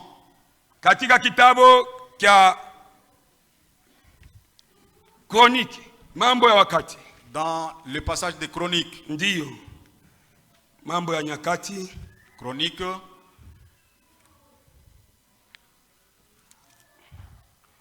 Sura yake 16. Mambo ya nyakati ya kwanza. 1 Chronique. Ndiyo. Wa kwanza mstari wake wa 16. Sura 16. Chapitre 16. Mustari wake wa kenda. Le 9e verset. Ndiyo, Biblia inasema hivi. La Bible dit ceci. Mumwimbie sifa kwake. Chantez, chantez en son honneur. Museme juu ya matendo yake yote ya ajabu. Parlez de toutes ces merveilles. Est-ce que balevi batasema matendo makubwa ya ajabu ya Mungu? Est-ce que les ivrognes parleront des merveilles de Dieu? Benye bataimbia Mungu na bakusifu matendo yake makubwa ni shie. Ceux qui chanteront à l'honneur de Dieu, c'est benye kuwa batemwe ya Yesu. nous qui sommes les témoins de Jésus. Ndio tunapaswa muimbia. C'est nous qui devons chanter en sa faveur. Na ndio tunapaswa kusifu matendo makubwa ya Mungu. C'est nous qui devons louer toutes ces merveilles. Uko na shuhudia mbele ya mtu. Tu témoignes devant un homme. Si tu me vois tel que je suis là, c'est une grâce de Dieu. Et moi je pouvais mourir dans l'ivresse. Sinon je serais déjà mort dans le champ. Mais comme tu me vois dans ma bonne santé, que le nom de Jésus soit glorifié. C'est cela que nous devons témoigner. Et si nous nous levons pour chanter en son honneur, tous les voisins doivent connaître. Là maintenant, il y a des gens qui ont cru en Jésus-Christ. Kitangala viendra, tu commences à dire, les pères, c'est les pères. Même les bandougou. Oh, notre chef viendra des États-Unis. On nous a préparé un solfège là, en anglais. C'est moi. Et que toi aussi, frère, tu ailles chanter le solfège pour accueillir votre chef des États-Unis. Ou ma soeur. L'unique pour lequel nous devons chanter, c'est l'homme des hommes. C'est lui qui t'a fait sortir du péché. Est-ce que tu connais son nom? Son nom c'est Jésus-Christ. Et en ce matin, même si tu n'as pas encore cru en lui, crois-le. Dieu, Jésus a dit croyez en Dieu. Si tu crois en Dieu, tout ce que tu demanderas, tu l'auras. C'est ce que nous avons lu dans Marc. Oui.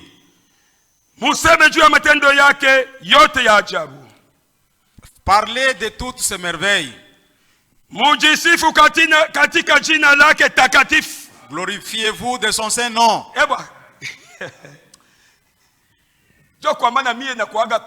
C'est pourquoi moi j'ai toujours été contre. Oh, vous vous vantez trop. Oui. J'ai une écriture qui me recommande de me vanter pour Jésus. Je ne peux pas me vanter pour un homme. Je me vante pour Jésus. De là où il m'a tiré. Chacun a son témoignage. Si toi tu n'as pas de témoignage parce que tu es né dans les messages et tu as grandi ici dans les messages, faites bien attention. On ne s'accoutume pas à Dieu. Nous avons des cicatrices. Quand tu regardes aux cicatrices, oh, tu dis oh Jésus merci. Ni tais-toi. Oh, je serais déjà mort. Ni t'étais Jésus. Peut-être que je serais déjà mort sidatique. Ni t'étais Jésus. Peut-être je serais déjà tué par la tuberculose de l'ivresse. Et quand j'observe les cicatrices, mon œuvre, mon travail, ce n'est que de vanter Jésus. L'homme des hommes. Et quand tu rencontres cet homme-là, que Dieu nous bénisse richement. Il a rencontré Saül dans le chemin de Damas. Il avait des lettres du gouverneur pour aller arrêter les chrétiens. Jésus a dit, attention, si cet homme-là se fâche et tu auras des problèmes. Faites bien attention pour ne pas irriter Jésus-Christ. Quand il regarde Saül, il a dit celui-ci. Attends que je le démontre. Il était prêt à entrer à Damas. Alors le puissant vainqueur était là. Tu vas où? La Bible dit une seule explosion. Une seule explosion. Et il était terrassé. L'homme. Non pas les coups que tu donnes à ton ami qui ne tombent pas, mais les points de Jésus. Tu auras la folie. Un seul coup, Saül par terre. Elle commença à crier. Toi, Seigneur, qui es-tu pour que je te Qui es-tu, Seigneur?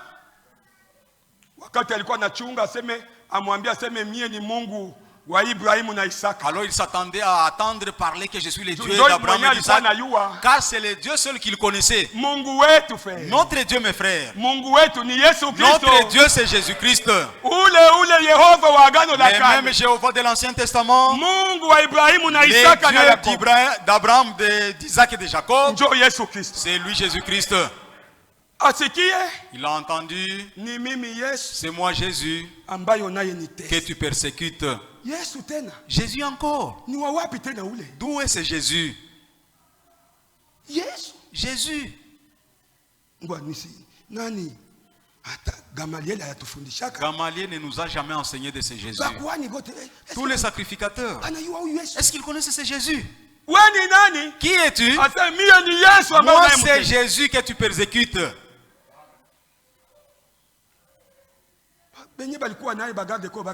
Les gardes-corps ont ils n'ont entendu que la voix, mais ne voyant personne avec qui il parlait. Maintenant, nous sommes révélés de par Jésus-Christ. Lève-toi, va dans la ville et tu vas trouver le serviteur de Dieu. Ananias est là. Il priera pour toi et les écailles. Que Dieu nous bénisse richement. Donc l'ignorance de Jésus, c'est une pire des choses. Donc tes yeux sont voilés. Tes yeux sont voilés. Et c'est comme ça que Saül et quand on le tenait en marchant, il a rencontré l'homme, le tout-puissant. Il dit non, dans notre famille, nous avons un homme. S'il grondait là, tous, même les papas, s'enfuient. Attends. Il y a vraiment un jour avec ta taille géante, il rencontrera le puissant qui le dépasse. Donc toute sa colère sera anéantie. C'est ce qu'il aime, ce genre de gangs-là. Pour qu'il les transforme à devenir des êtres faibles. Quand tu es un gangster, il te change pour devenir faible. Quand il te voit que tu es faible, et il te lève pour te donner la force. C'est cela Jésus. Arrivé là, Anania priant pour lui. Et Dieu a dit à Anania, j'envoie quelqu'un là-bas. Prie en sa faveur. Qui? Saul. Non, Seigneur. Seigneur, qu'ai-je avec toi? Il venait ici pour nous tuer. Et il a des lettres des gouverneurs. Que tu l'envoies jusque dans ma maison, Seigneur. Oh Père. Jésus lui dit, priez en sa faveur. J'ai du travail à faire avec lui. Dieu veut nous utiliser. Dieu t'a fait sortir là de loin, de la boue. Il t'a fait sortir des ennuis, des vomissures, du péché, que tu puisses encore y retourner pour les lécher. Frère, tu n'es pas bon. Ma soeur, tu n'es pas bonne. La pitié que Jésus a manifestée pour toi. Prendre la charge de toute ta vie ancienne. Et tu arrives encore ici pour chercher à fumer comme du chambre. Même les fumeurs de chambre. Un frère Muvutabangi, un fumeur de chambre. Non. Observe-toi correctement. En qui tu as cru? Qui t'a amené ici, toi? Tous nous avons été amenés ici par Jésus. Et si Jésus t'a amené ici, tu es une nouvelle créature. C'est ce que dit la Bible. Les choses anciennes sont passées. Maintenant tout est nouvelle. Ta vie doit être nouvelle. Examine-toi correctement dans ce que tu fais. Demande-toi, est-ce que c'est Jésus qui m'a amené ici ou non? Et tu auras la réponse. Anania kumwombea. Anania priant pour lui. Biblia inashuhudia sema bigamba bikaanguka. La Bible témoigne que des écailles sont tombées de ses yeux. Ndio kujua kwamba Yesu. C'est alors qu'on a su que Jésus, kumbe ndio Mungu. C'est lui le véritable Dieu. Na Paulo humo mu Biblia. Et Paul dans cette Bible, aliandika vitabu vya mingi sana. Il a écrit beaucoup de livres. Na kama kuna paswa kuwa bashuhuda benye bataleta maisha ya vya kweli. Et s'il y a des témoins qui doivent apporter la véritable vie, d'étonner les gens, c'est moi et vous. C'est pourquoi faites bien attention. Les prophètes à tout un serment amener les gens à croire. C'est vous qui devez faire en sorte que les gens croient. Vous tous, vous ne passerez pas Dieu de la chair. Même vous les frères, même si les sœurs ne prêchent pas. Toi aussi tu n'as pas le ministère pour prêcher. Lakini ta vie, c'est une grande prédication. Tu comparaîtras devant Dieu dans les œuvres que tu poses devant les païens. Chaque homme comparaîtra pour tout ce qu'il a fait dans ce monde étant dans sa chair. La vie que Dieu nous donne, c'est pour le témoigner. Ce n'est pas pour faire seulement sa volonté, non pas faire notre volonté, mais la volonté de Dieu. Oui, que Dieu nous bénisse richement. Laissez-moi terminer à 20. Que je termine avec cette écriture. Ce qui reste, Dieu saura lui-même les amener par les autres prédicateurs. Glorifiez-vous de son saint nom. Que le cœur de ceux qui cherchent l'Éternel se réjouissent. Est-ce que ceux qui cherchent Jésus sont ici? Est-ce que vous devez vous réjouir avec les actions de grâce et des acclamations?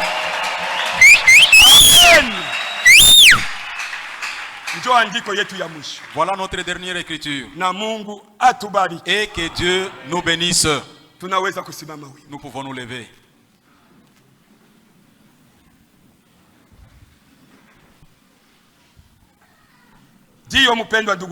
Oui, bien-aimés frères et sœurs, nous venons d'entendre la parole de Dieu. Chacun de nous vient d'entendre la parole.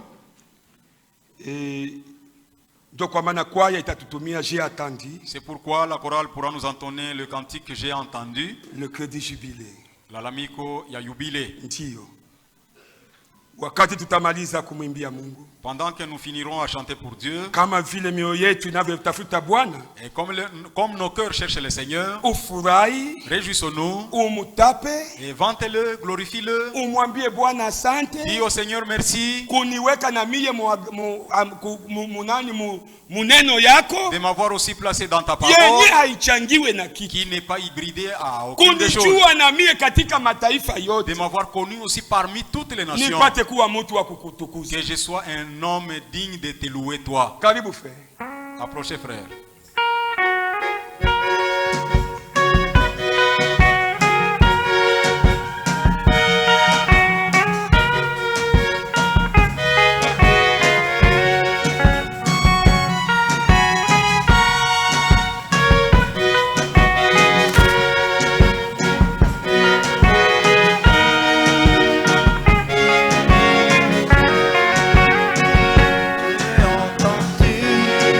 Le cri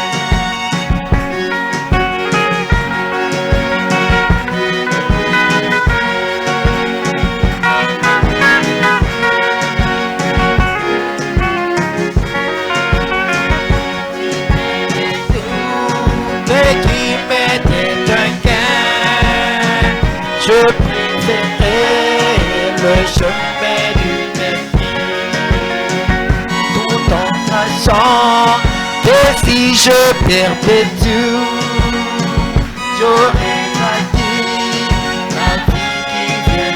Oh mon souci, mon seul souci Seigneur, vraiment mon souci, être commun, oui mon souci. Mon seul souci Seigneur, mon souci, être comme Jésus.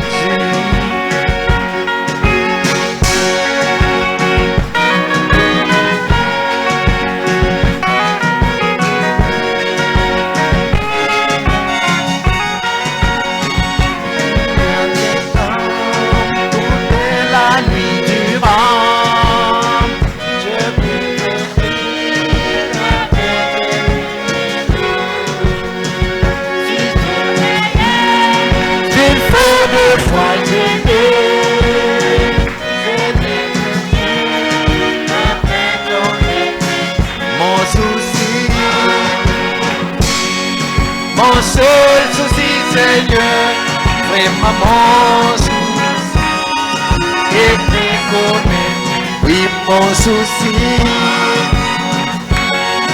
Mon seul souci Seigneur, vraiment mon souci, et très connaître Jésus.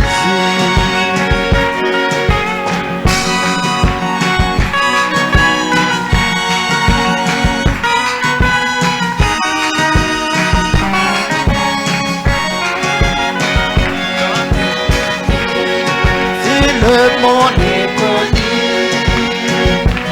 témoigner à l'amour de mon Dieu. S'il faut de fou,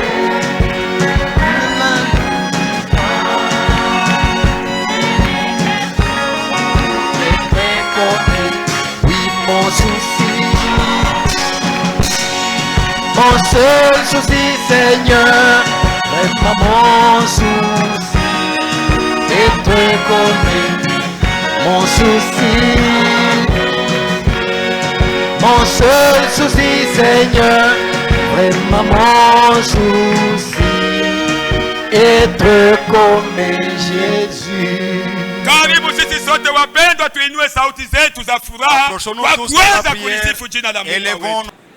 Tunaweza kukaa chini. Nous pouvons nous asseoir katika hali ya maombi dans l'esprit de prière. Mudakika mbili tu. Dans 2 minutes seulement. Mimi ninauliza katikati ya mkutano. Je pose la question dans l'assemblée. Eti sisi sote tumekwisha kuamini? Est-ce que nous tous nous croyons déjà? Kama uko wako ndugu na dada, si tu es là frères et sœurs, mwenye hauyaamini mjina la Yesu Kristo, qui n'a pas encore crié au nom de Jésus na Christ, kubatizwa mu maji mengi, et être baptisé dans beaucoup d'eau par immersion, je te supplie ce matin, donne ta vie à Jésus Christ. Kama uko wako kuya, si tu es là, venez. Usisite. Ne tarde pas, n'hésite pas. Nakupa tu dakika mbili. Je t'accorde que 2 minutes. Usiwaze shetani asikuibe zamu. Que Satan ne te trouble pas. Kama uko wako uyapatia Yesu Kristo maisha. Si tu es là et que tu n'as pas encore accordé ta vie à Jésus Christ, lève-toi et passe devant. Maji iko tayari. L'eau est prête. Nguo za kubadilisha ziko tayari. Les habits sont prêts. Ni mpaka wewe ndio hauna tayari. C'est toi celle qui n'est pas encore prêt. Na kama uko tayari. Et si tu es prêt maintenant, kuya. Passe devant alors. Viens pour que tu sois baptisé au nom de Jésus-Christ. Viens et donne ta vie à Jésus-Christ. Es-tu là? C'est lui qui veut être baptisé ce matin au nom de Jésus-Christ. Ne rentrez pas tel que tu es venu. Mais donne ta vie à Jésus-Christ. Nous tous nous sommes déjà baptisés. Si tu n'es pas encore baptisé, passe alors. Aujourd'hui Jésus te veut. Il a besoin de toi. Il veut conduire ta vie. Il veut qu'il soit ton maître, qu'il soit ton Seigneur et ton Sauveur. Ne rentre pas tel que tu es venu. Il te veut Jésus. Qui du côté des frères, qui du côté des sœurs, qui veut donner sa vie à Jésus-Christ.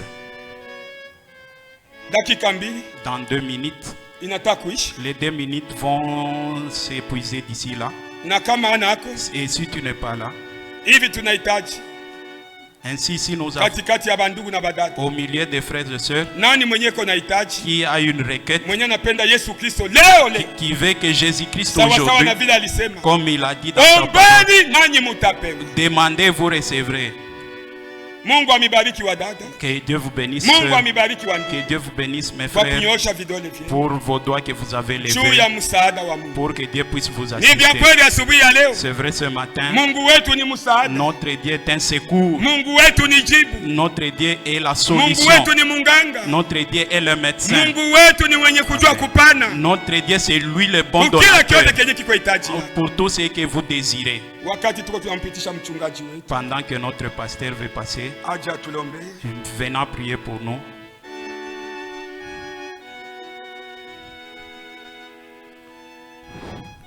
Seigneur notre Dieu, Ce matin, c'est un grand privilège que nous avons eu. Parce que tu nous as réunis en ces lieux. Et tu nous as parlé. Parce que tu ne veux pas que qu'aucun de nous périsse. Mais tu veux que nous tous puissions parvenir à la repentance. Et comprendre quelle est la volonté de Dieu. Nous sommes infiniment reconnaissants pour ta parole. Bénis ta parole dans nos cœurs. Donne-nous la force de persévérer. Parce que nous sommes conscients que ça c'est le chemin de la vie. Ça c'est le chemin de la victoire. Et que toi qui nous as appelés, toi qui nous connais, tu es fidèle. Toi qui as commencé l'œuvre en chacun de nous, tu es plus que capable de nous faire parvenir jusqu'à la perfection. Bénis ton serviteur par qui tu nous as parlé. Bénis son ministère. Bénis aussi sa famille. Accorde-lui une bonne santé. Pendant 2 semaines durant, il s'est époumoné. Il a pris du temps pour méditer. Oh Dieu, accorde-lui tes bénédictions. Oh Seigneur, nous avons des mains levées, des frères et sœurs. Derrière chaque main, il y a une requête. Derrière chaque main, il y a un besoin. Et ce besoin, il n'y a que toi qui puisses donner la solution. Si c'est un cas de maladie, c'est toi le grand médecin. Si c'est un cas de vie sociale, c'est toi qui nourris les oiseaux. C'est toi qui pourvois à tous nos besoins, Seigneur. Donne la solution à chaque requête. Si c'est un besoin spirituel, oh Dieu, toi tu as la solution, car tu es le Dieu omnipotent, tu es le Dieu omniscient, tu es le Dieu omniprésent. Tu connais toutes choses, Seigneur. Nous ne voulons pas qu'en sortant de ces lieux, nous puissions retourner comme des cochons dans la boue. Nous ne voulons pas qu'en sortant de ces lieux, retourner comme des chiens dans les vomissements.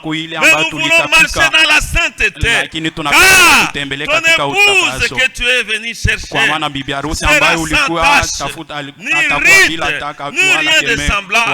Il appartient à chacun de nous de faire un examen de conscience, de creuser, de s'examiner au-dedans de lui et de ne voir que Jésus dans son cœur. Bénis-nous tous les temps que nous avons passé dans ces lieux. Nous n'avons pas perdu ce temps, mais plutôt nous avons gagné parce que nous étions dans ta présence. Tu nous as donné la joie, tu nous as donné la paix. Bénis nos foyers, bénis nos maisons, nos jeunes garçons, nos jeunes filles.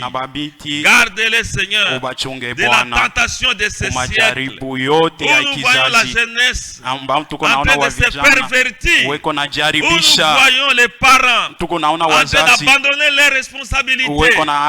Seigneur, qu'il ne soit pas ainsi avec nous, parce que nous sommes un peuple à part. Tu nous as appelés à la sainteté. Tu nous as appelés à vivre dans la paix. Tu nous as appelés ulituita que notre vie soit digne de l'évangile. Maisha yetu ifanane neno yako. Nous te remercions infiniment. Tunasema asante sana kwako. Bénis toute ton église. Bariki kanisa lako lote. Bénis tous nos programmes. Ubariki maprogramu zetu zote. Bénis toutes nos requêtes. Ubariki mahitaji yetu yote. Et même quand nous serons sur notre chemin de retour, na wakati tutaanza rudia nyumbani, que nous puissions bénéficier de ta protection. Wewe Mungu upate tena kutulinda. Console les affligés. Upate kufariji wenye huzuni. Bénis ceux qui sont en voyage ou ceux qui vont voyager. Uchunge wale watasafiri na wale weko katika safari. Donne selon les besoins de chaque cœur. Na ujibie kukila hitaji ya kila moyo. Au nom de Jésus Christ. Mujina Bwana Yesu Kristo.